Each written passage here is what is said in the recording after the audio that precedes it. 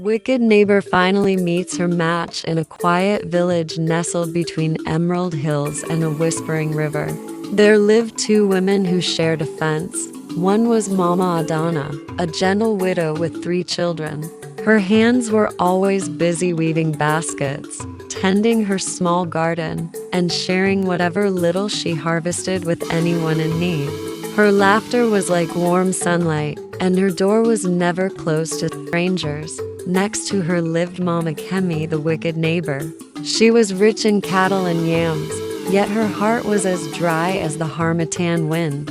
She envied every good thing that happened to Adanna. If Adanna's chickens laid more eggs, Kemi would whisper that Adanna had used juju. If Adanna's children grew strong and kind, Kemi would spread rumors that they were thieves. Every morning, Mama Kemi would lean over the fence and say with a honeyed tongue, "Adanna, my dear, you work so hard for so little. Why don't you just sell me that beautiful hen of yours? I'll give you 2 silver coins." But Adanna would smile softly and reply, "Thank you, sister, but this hen feeds my children." One dry season, the rains forgot to fall. Crops withered. The river shrank to a thirsty stream. Hunger began to walk the village paths. Mama Adanna's garden was the only one still green. She had whispered kind words to her plants every morning and shared her precious water with them. Her neighbors came to her for vegetables, and she gave freely. But Mama Kemi's large farm turned brown and cracked. Her cattle grew thin. Instead of asking for help, Kemi's envy boiled over like spoiled soup. One moonless night, she crept into Adanna's garden with a sack. She stole every ripe vegetable, every fat yam, and even the prized hen that laid golden yolked eggs. Before dawn, she slipped back home, laughing quietly to herself. Let the foolish woman starve like the rest of us. The next morning, Adanna discovered the theft.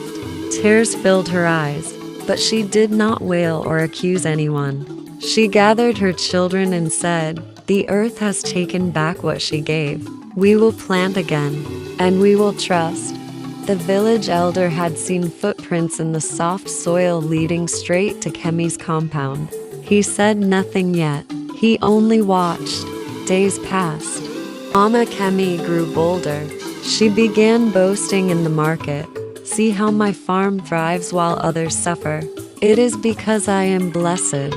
She even roasted Adanna's stolen hen and invited guests, feeding them the very food she had taken. One evening, a strange old woman in tattered clothes hobbled into the village.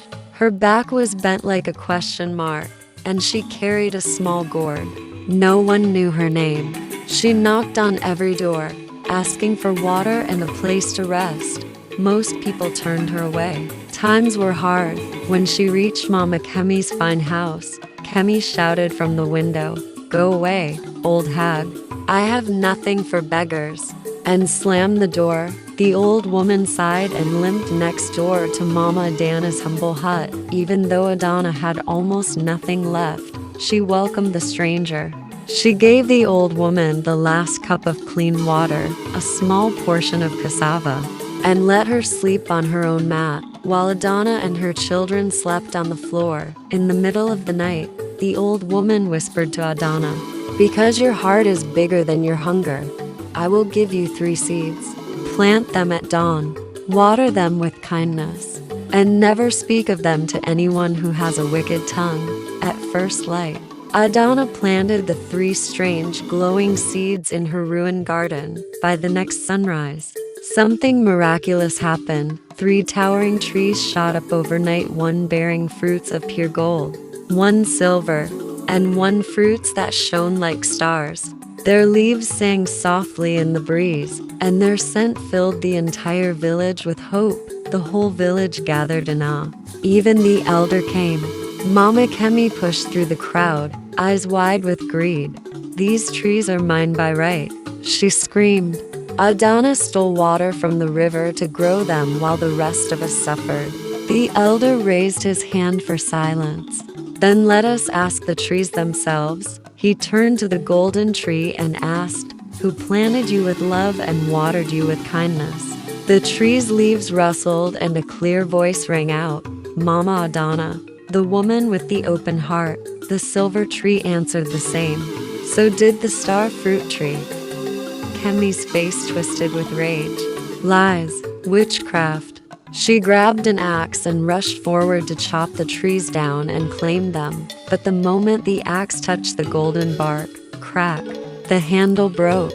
The blade flew backward and struck Kemi's own prized water pot, shattering it into 1,000 pieces. The water inside which she had hoarded spilled uselessly into the dust. The old woman suddenly appeared in the middle of the crowd. She was no longer bent and ragged. She stood tall, her clothes shining like moonlight. I am the spirit of the earth, she declared. I walk among you to test hearts. She pointed at Mama Kemi. For your greed and theft, the land itself rejects you. From this day, every seed you plant will wither until you learn to give what you have taken. Then she turned to Mama Adanna and her children. Your kindness has fed the village. These trees will bear fruit for all, but only if shared. The wicked neighbor fell to her knees, weeping. For the first time, her pride cracked. She confessed everything. The theft, the lies, the cruelty. She begged Adanna for forgiveness. Adanna, true to her nature, helped her up. We are neighbors. Let us start again. From that day, Mama Kemi slowly changed. She returned what she could. She began sharing her remaining cattle and helped replant the village farms.